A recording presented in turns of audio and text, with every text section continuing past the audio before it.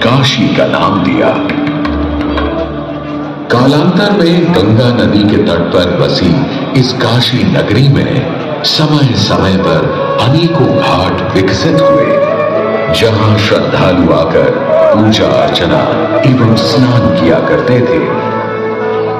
माना तो यह भी जाता है कि यह नगरी एक बहुत सुंदर वन से ढकी हुई थी, जहां पीपल, आम, बरगद, शीशम आदि के वृक्ष हुआ करते थे, जिनकी छाया में बैठ ऋषि मुनि, साधु संत आनंद से तपस्या किया करते थे।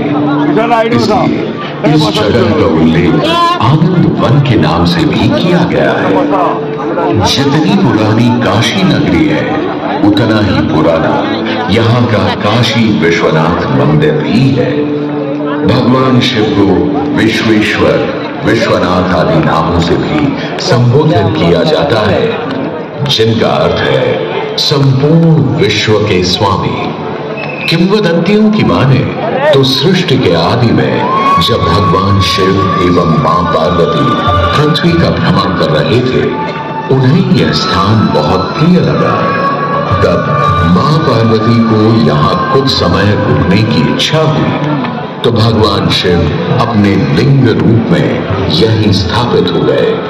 तभी से 12 ज्योतिर्लिंगों में इस मंदिर को विश्वेश्वर मंदिर के नाम से भी जाना जाने लगा, जहां भगवान शिव और माता पार्वती सदैव वास करते हैं। सदियों से इस पवित्र नगरी ने अनेक ऋषि मुनियों, तपस्वियों, धर्म गुरुओं आदि को अपनी ओर आकर्षित किया है।